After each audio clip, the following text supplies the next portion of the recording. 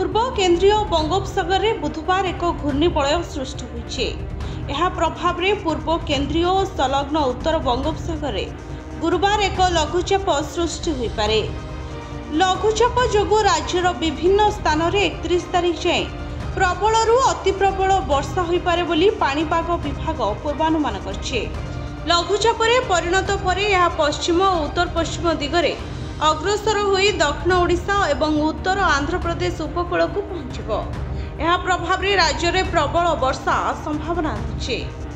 गुरुवार मालकानगिरी, कोरापुट, नवरंगपुर और रायगड़ार किछि स्थान में प्रबलरू अति प्रबल वर्षा हो पारे। एथिपाई ऑरेंज सतर्कता जारी करिछि पाणीपाग केन्द्र।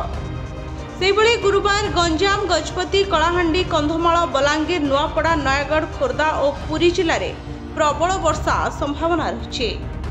30 रे मालकानगिरी और कोरापुट जिलार ठाए ठाए प्रबलरू अति प्रबल वर्षा हो पारे। ब्यूरो रिपोर्ट, भोजोता न्यूज।